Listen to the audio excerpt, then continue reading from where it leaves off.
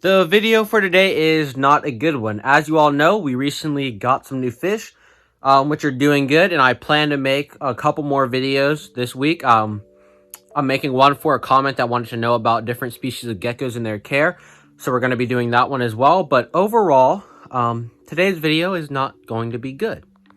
And the reason for this is quite simple. A lot of the animals have died. Before we get into that, though, why don't we feed the fish a little? You tap and they all come. And then they act like mini piranhas almost. And now they're not scared of me pretty much, so they'll come up, and even if I put my hand in, they'll go after my hand. I'll throw some over there for the betta fish, which is now in this tank. It's now in the tank, and I'll go ahead and explain exactly why it is. So as you all know, the animals that I have, I brumate. And so they go into basically what's reptile hibernation for a couple of months where they don't eat and their heart rate slows down, and they pretty much slow down completely to survive through the winter. That tank needs some more water. And so that was going on, and then it started warming up again. Here in South Carolina, our weather is very bipolar.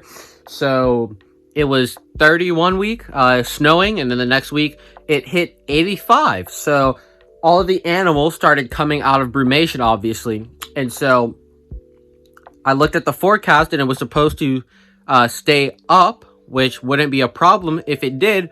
But 2 weeks later, we had another cold freeze, basically.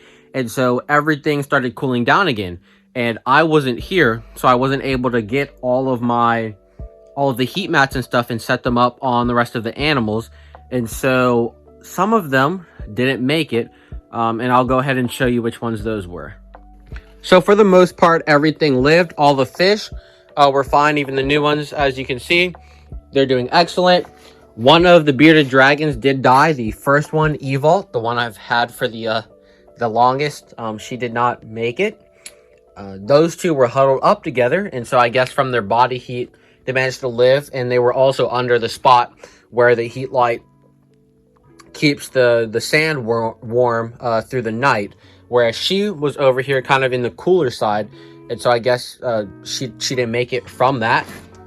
The betta fish I took out of that tank because it doesn't have any kind of heating, and put in here, and so he's doing fine because this tank is heated, and it did have enough heaters to keep, because there are two in here, so it did have enough to keep the temperature up, even though it was still cold compared to what it normally is, which is around 80 is what it normally is, because there's more tropical fish. This tank has a little heat source, and so the betta fish in here, if I can find her, she's in the back there. Oh, she got spooked. Where'd she go? So there's a Grommy in there, right there, if you all can see. And then Miss Betta's in there as well. I'm not sure if you all saw her. She's in there. She's doing fine. The plants obviously are doing fine for the most part. The onions are dying. The Grommy in here is doing good. I need to raise this water level in all these tanks. The Crayfish surprisingly did not make it. Even though they're supposed to be able to do the cold weather, both of them did not make it. She ended up, first he died, and so he's in there for right now because I took him out, but then she was living, and I guess she must have died a couple of days ago because it just recently started warming back up at the time of this recording. So I'm gonna have to remove her as well, and we're gonna have to start the Mexican crayfish project all over again. The leopard geckos, both of the ones in here, the breeding pair Littlefoot, they both made it just fine. The mealworms obviously made it. They're actually sitting permanently on just a little heating mat for them, just to keep that from happening. It's not like a real reptile heating mat. It's more like a plant heating mat, so it keeps it around 70, which is something that they can tolerate. Next, some of the fish died. The turtle did make it. He's still alive, which I expected. He's from this area, so he's used to those cold dips and stuff. So some of the fish did make it, like that one over there. a couple of the babies, and the turtle.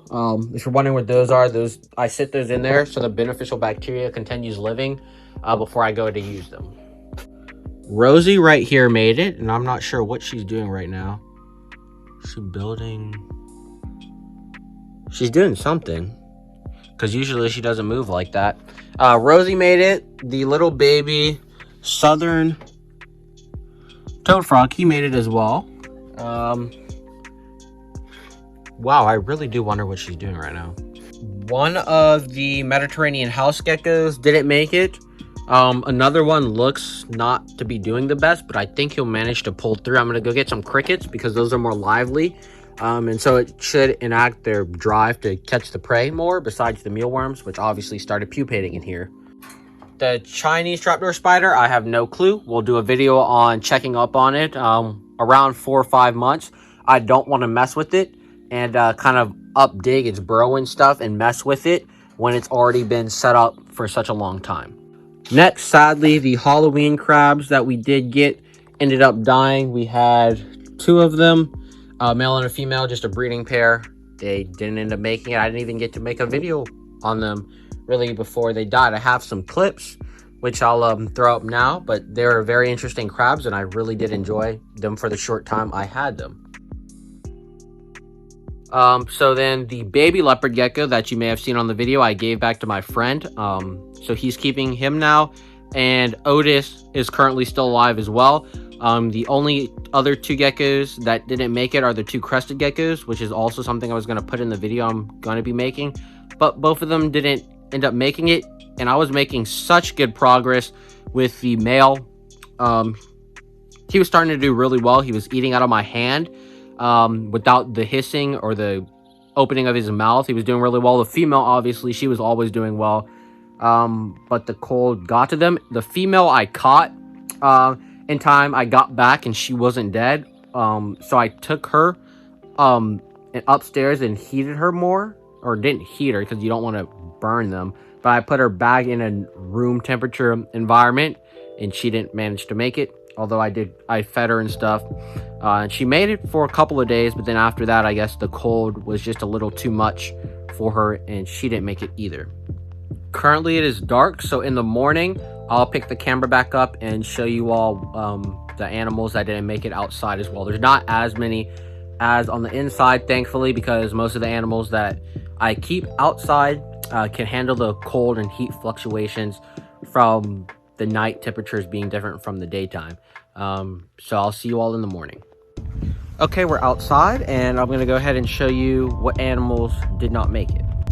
Before that, though, let's look at the 3 goldfish. They both made it. They weren't in here during the freeze over. I just moved them in here because it's starting to warm up, and I want to see if I can breed them. And those are the only 3, I believe, out of that pond that should be of breeding age. So they're in here, and I probably will end up going and getting some more to try it out.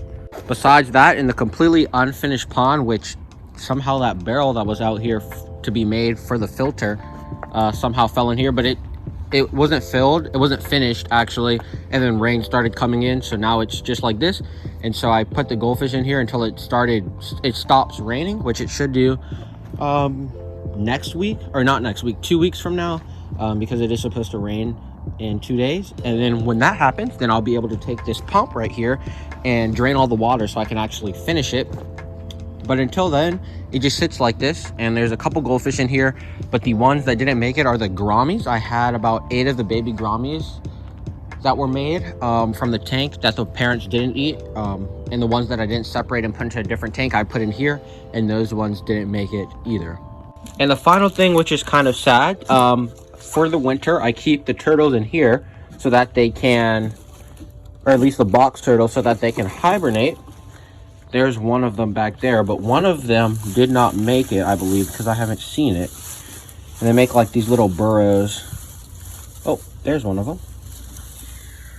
Oh, they're still they haven't been handled in pretty much 3 months.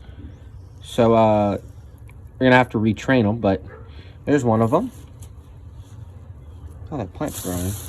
And there should be 3 others besides him. Obviously, there's a single one back there.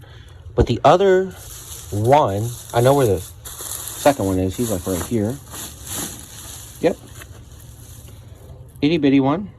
And then the other one has not been found. So I'm not sure exactly where he is. He may still be in here. Or at least his body should still be in here. So I'll probably end up digging him out and seeing if I can actually find him. But that's just a quick update on kind of what happened after that cold freeze. And I'll see you all next time.